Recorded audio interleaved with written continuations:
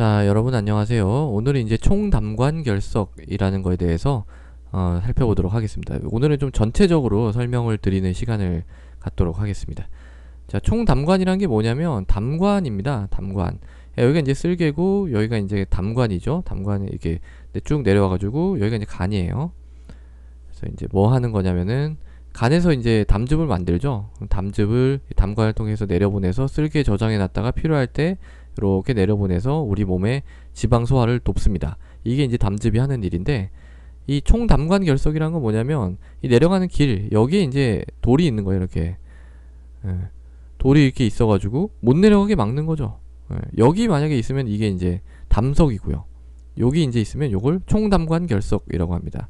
그래서 이 총담관 결석은 영어로는 이제 코먼 바일 덕트 스톤, 그래서 CBD 스톤이라고 합니다. 지금부터 그냥 CBD 스톤이라고 얘기를 할게요. 자, 제가 이제 이 담석 말씀드릴 때는 담석은 뭐 무증상의 경우에는 수술 안 할 수도 있다 이렇게 말씀을 드렸죠.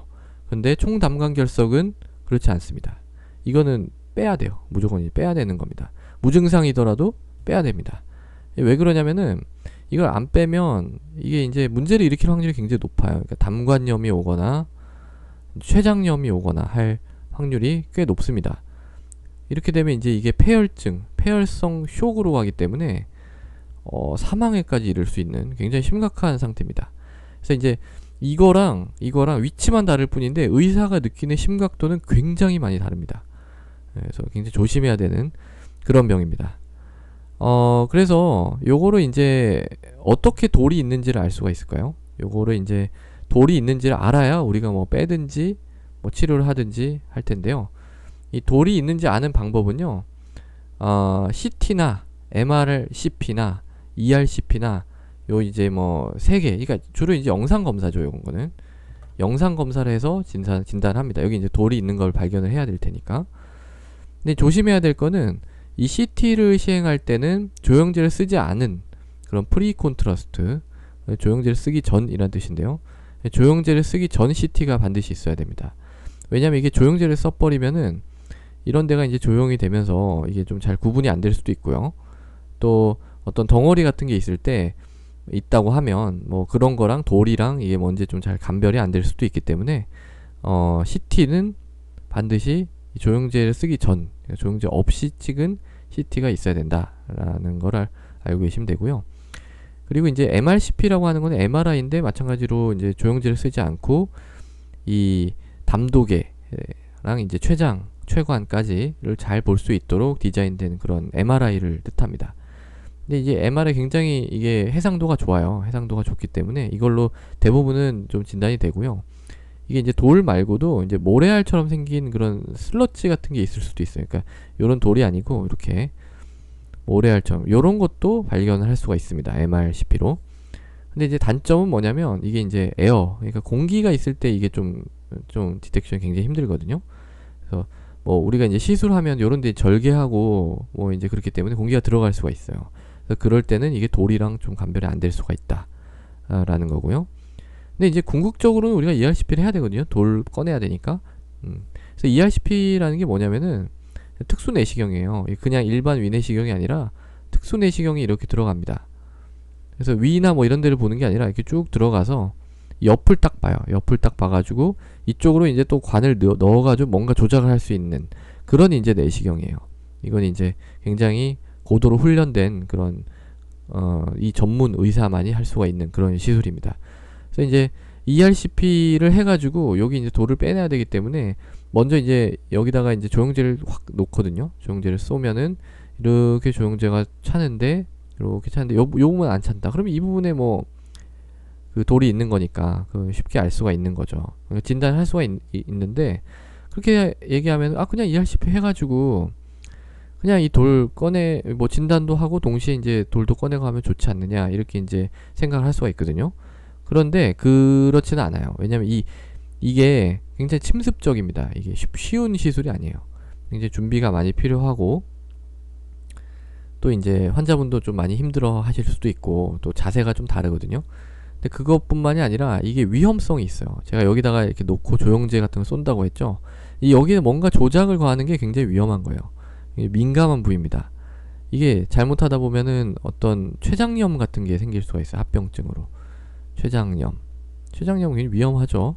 0.4% 정도긴 하지만은. 그래서 이런 합병증은 아무리 조심해도 어느 정도는 생길 수밖에 없는 합병증이거든요. 원리적으로. 여기에다가 뭔가 조작을 하고 조영제를 넣고 뭐 이런 거기 때문에 이런 거를 최대한 피해야 돼요. ERCP를 하는 걸 최대한 피할 수 있으면 피하는 게 좋습니다. 그렇기 때문에 이제 뭐 MRCP 같은 걸로 먼저 이제 보고 위치 같은 걸 확인한 다음에 계획을 잡고 이제 만약에 치료가 필요하면 ERCP로 치료를 하게 되는 거죠. 자, 그러면 이제 이걸 어떻게 치료를 하느냐에 대해서 이제 말씀을 드릴게요. 잠깐 다음으로 넘어가 가지고요. 말씀을 드릴게요. 자, 그래서 이게 이제 무조건 빼야 된다. 진단은 이제 뭐 CT, MRCP, 뭐 ERCP 이런 방법이 사실 뭐 더 많이 있어요. 뭐 초음파 내시경으로도 할 수가 있고 그냥 초음파로도 잘 보면 뭐 보일 수도 있고 뭐 그러는데요. 저는 이제 그냥 일반적인 어떤 흐름에 대해서 말씀을 드리는 겁니다. 여기 이 시간에는요. 이제 ERCP로 이렇게 내시경이 들어간다고 했죠. 내시경이 이렇게 들어가요. 지금 너무 내시경 가늘게 그리고 있는데 어쨌든 뭐 이렇다고 하죠. 이쪽을 딱 보고요. 여기 이제 돌이 이렇게 있잖아요. 그러면은 이게 너무 좁아가지고 이게 좁다기보다 여기가 이제 스핑터예요. 스핑터. 괄약근이라는 뜻이죠. 항문 괄약근처럼 꽉 조여져 있어요. 그래서 여기를 갖다가 이렇게 잘 통과한다고 해도 이 돌을 끄집어낼 수가 없어요. 그렇기 때문에 여기 살짝 절개를 해가지고 벌려줍니다. 그걸 이제 우리가 뭐라고 하냐면 유두괄약근 절개술이라고 해요. 그래서 이제 벌려주고 이쪽으로 들어가가지고 얘를 이제 바스켓 같은 거로 잡아가지고 쭉 빼내는 거죠. 이런 방법이 제일 많이 쓰입니다.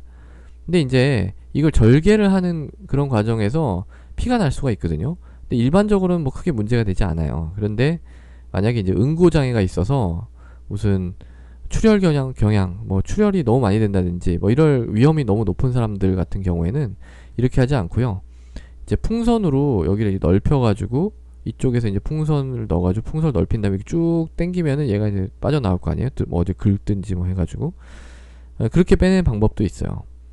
근데 이제 이게 약간은 더 위험합니다. 이게 약간은 뭐 저기 췌장염 같은 게 긁으면서 좀 내려오기 때문에 또 돌이 이제 싹 빠지는 게 아니라 또 이런 데로 또 이제 갈 수도 있는 거잖아요.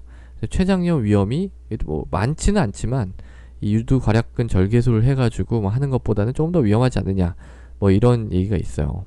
뭐 이건 사실 뭐 좀 시술하는 사람에 따라서 조금 선호도가 약간 좀 다른 그런 측면도 있습니다. 그래서 이렇게 일단 내시경으로 빼내면 제일 깔끔하죠. 깔끔한데 이렇게 할 수 없는 경우가 있어요. 뭐냐면 이제 위 수술을 받은 경우죠. 위 수술을 우리나라는 또 위암이 굉장히 많기 때문에 위 수술을 받으신 분들도 굉장히 많습니다. 그래서 그런 분들 같은 경우에는 이 위하고 12지장이랑 이런 어떤 해부학적인 구조가 전부 다 이렇게 정상이 아니에요. 그래서 그런 경우에는 내시경을 이렇게 쭉 들어가서 할 수 있는 그런 경우가 많지가 않습니다. 그래서 그런 경우에는 조금 대안으로서 뭐가 있냐면은 이 경피적으로 이렇게 여기가 이제 간이죠. 여기 간이 이렇게 있으면 경피적으로 이렇게 이제 넣어가지고 이쪽으로 뭔가 이렇게 넣어가지고 빼낸다든지 밀어내서 빼낸다 이런 시술을 할 수도 있어요. 그러니까 이쪽으로 들어가서 요쪽에서 이제 뭔가 조작을 가하는 거죠. 그럴 수가 있는데 이제 얘도 뭔가 특정한 조건이 돼야 할 수가 있어요. 그러니까 얘 꽉 막혀가지고 담관이 좀 많이 늘어나야지 할 수가 있어요. 늘어나지도 않은 담관에 우리가 이걸 접근해서 할 수는 없거든요. 얘는 그냥 할 수 있거든요. 얘는 원래 있는 구조물이기 때문에 할 수 있는데 요거는 이제 피부에서 보고 이제 잘 해야 되는 건데 담관이 안 늘어나 있으면 할 수가 없는 거죠. 접근이 안 되니까. 뭐 그런 부분도 있고 또 심한 응고장애가 있으면 이쪽에서 출혈이 있을 수 있으니까 복강 내로 출혈이 되면 또 그것도 심각하니까 하기가 어렵고 또 만약에 컨디션 안 좋아 복수도 많이 차고 뭐 이런 상황에서는 더 어렵고 뭐 여러 가지 이것도 시행할 수 있는 상황이 있고 그 컨디션을 좀 잘 봐야 됩니다. 그 다음에 이제 이도저도 좀 다 안 되고 힘들고 뭐 이럴 때는 이제 수술을 해서 할 수도 있어요. 이쪽을 직접 이렇게 수술장에서 이제 보고 돌을 이제 빼내는 거죠. 근데 이제 이렇게 직접 얘는 이 담돌을 좀 만져야 되기 때문에 수술이 꼭 좋은 것만은 아닌 게 이 수술을 하고 나서 직접 만지니까 이걸 수술 후 협착이 또 올 가능성도 있습니다. 스트릭처라고 해서 협착이에요. 협착. 좁아지는 거죠. 이 담도가 수술하고 나서 뭐 이런 게 이제 있을 수도 있기 때문에 일단 우리나라에서는요 처음 수술은 하는 그런 센터는 아마 거의 없을 거예요. 제가 뭐 모든 센터를 다 아는 건 아니지만 왜냐면 이게 비용 같은 거랑 시간 같은 게 엄청 오래 걸리고 뭐 이러기 때문에 뭐 처음부터 이렇게 하지는 않고요. 대부분 다 이 내시경으로 한다 이렇게 이제 생각을 하시면 됩니다. 아주 뭐 어쩔 수 없는 경우에는 물론 뭐 수술로 해야 되겠지만은요. 외국에서는 이제 이 ERCP 하는 가격 자체가 너무 비싸기 때문에 이거랑 뭐 수술하는 거랑 봐봤자 뭐 크게 뭐 ERCP가 뭐 너무 비싸기 때문에 아싸리 그냥 수술을 해버리는 경우도 있겠지만은 우리나라 같은 경우에는 뭐 ERCP 가격이 비싸게 책정이 안 돼 있기 때문에 뭐 그렇지는 않습니다. 자, 그러면은 지금 이제 마지막으로요.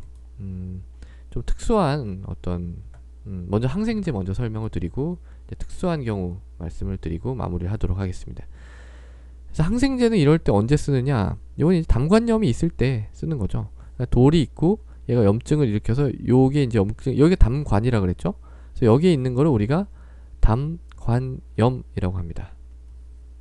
이게 이제 위험한 거예요. 이게 자 여기에 돌이 있고 여기에 만약에 이 쓸개에 염증이 있으면 얘는 뭐라고 한다 그랬죠? 얘는 담낭염이에요. 담낭염이고 여기는 이제 담관염입니다. 담관염의 증상이 있으면은 증상이라든지 여러 소견이 있으면은 우리가 항생제를 사용을 합니다. 근데 뭐 돌만 있고 아무것도 없고 뭐 이럴 경우에 굳이 뭐 항생제를 쓸 필요는 없어요. 뭐 그게 크게 그렇게 도움이 안 된다는 그런 얘기들도 많이 있습니다. 자, 그러면은 이 만약에 여기도 돌이 있고 여기도 돌이 있는 거예요. 이게 담관에도 돌이 있고 이 담낭에도 돌이 있어요. 이런 경우는 어떻게 해야 될까요?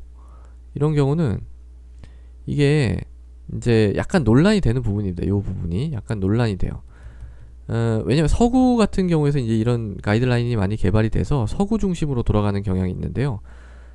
서구에서는 여기 돌이 있는 원인이 대부분이 여기서 이제 흘러내려온, 여기서 이제 돌이 뭐 왔다 갔다 하다가 또로로 굴러 내려와가지고 여기 이제 막은 뭐 이런 돌이 80% 뭐 이 정도예요. 근데 우리나라에는 그렇지가 않고 이 자체 내에서 돌이 생기는 경우도 꽤 있거든요. 그렇기 때문에 뭐 이거 갖다가 전부 다 어떻게 일관되게 어떻게 해라 이렇게 얘기를 하기가 좀 어려운 부분이 있는 거죠. 그러니까 서구에서 어떻게 하냐면은요, ERCP로 해가지고 요 돌을 꺼내죠. 그 다음에 여기 돌이 있으면 어차피 또 굴러 내려와가지고 막을 거 아니에요. 그러니까 수술로 얘도 절제를 해줍니다. 그러니까 두 단계로 하는 거죠. 얘도 ERCP를 없애주고 이 담낭도 절제를 해서 수술로 없애주고.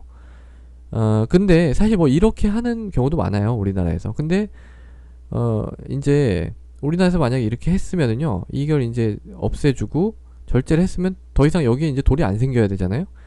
근데 그냥 또 생기는 경우가 있어요. 이러면 좀 황당해지는 그런 경우가 생길 수 있기 때문에 이거는 우리나라에서는 조금 환자분의 어떤 그 케이스에 따라서 케이스 바이 케이스라고 하는데, 케이스 바이 케이스로 이제 다르게 치료를 하게 됩니다. 꼭 그렇게 하지는 않는다라고 하는 부분이 있습니다.